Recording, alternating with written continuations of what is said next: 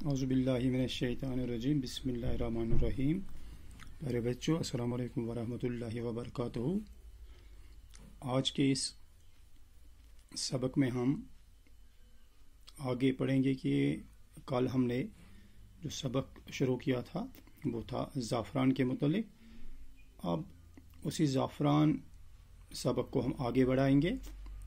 तो आप अपनी किताब देखिए, पेज नंबर है सफ़ा नंबर 97। ज़ाफ़रान की काश्त एक मुस्तक़ल फ़न है। ये जो ज़ाफ़रान की काश्त की जाती है, इसकी जो ये पैदावार की जाती है, इसे जो बनाया जाता है, उगाया जाता है, ये अब यहाँ पर हमारी रियासत में एक मुस्तक़ल फ़न है, हुनर है। इसकी काश्त के लिए ख़ास किस्म की डलवान ज़मीन दरकार है, लेकिन ये हम हर एक जगह पे नहीं इसकी काश्त कर सकते हैं, बल्कि इसके लिए एक ख़ास किस्म की बहुत ही आला पाए की ज़रख़ेज़ ज़मीन की ज़रूरत है। लेकिन ये डलवान होनी चाहिए जिसमें पानी जमा न रहे। जुलाई और अगस्त में बीज के बल्ब डाले जाते हैं। इसके जो बीज होते हैं वो जुलाई और अगस्त के महीने में ज़मीन में डाले जाते हैं। एक बार डालने के बाद तकरीबन 14 बरस तक इस पर ज़्यादा मेहनत की ज़रूरत नहीं होती। एक बार जब हमने ये बीज डाल दिए तो 13 से 14 बरस तक हमें इसमें दोबारा ये बीज डालने की ज़रूरत नहीं होती है। हम अपनी फसल हासिल कर सकते हैं और उसके बाद जो इसकी जड़ें ज़मीन के अंदर रहती हैं, अगले साल ये खुद ब खुद उग जाती हैं। अक्टूबर में फूल निकल आते हैं।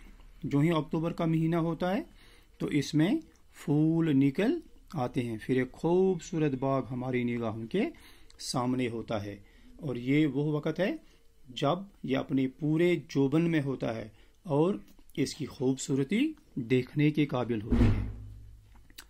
धूप में ज़ाफ़रान के फूल चुनकर सुखाए जाते हैं।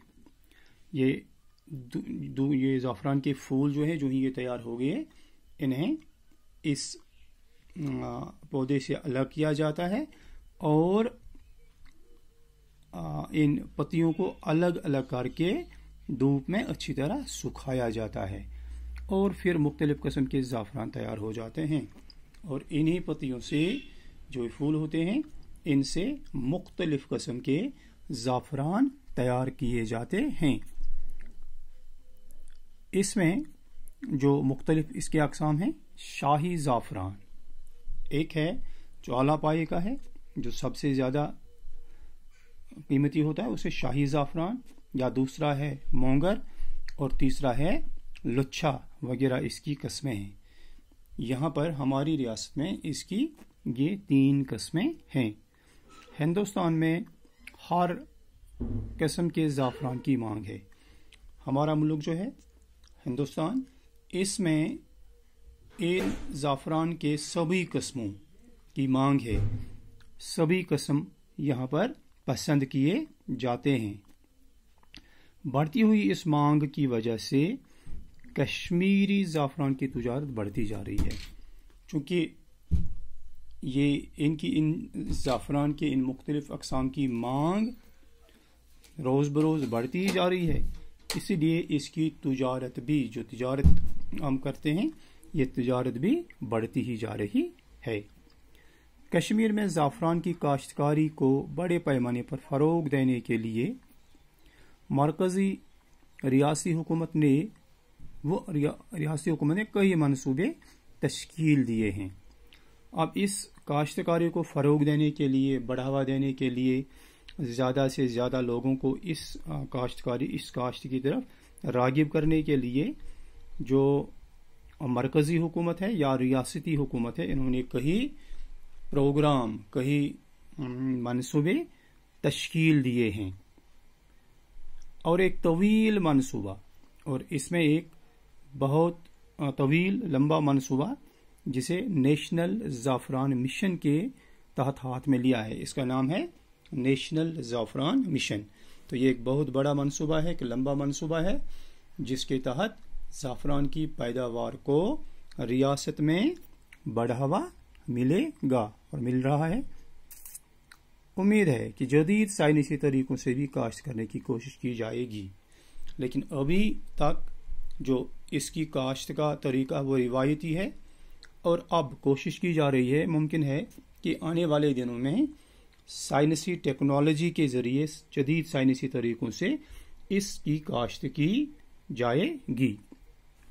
اور کالیداس نے اپنے نظموں میں زعفران کے حسن کو جس خوبصورتی سے بیان کیا ہے اس کی اصل خوشبو تمام دنیا میں پھیل جائے گی.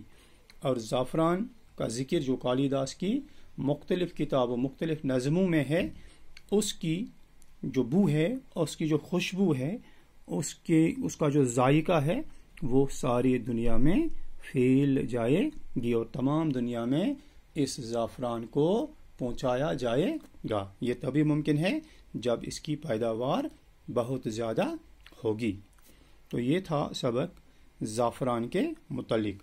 کل ہم اس کے سوالات دیکھیں گے، اس کے پیچھے کیا کیا سوال دیے گئے ہیں وہ ہم کل کے کلاس میں دیکھیں گے. شکریہ.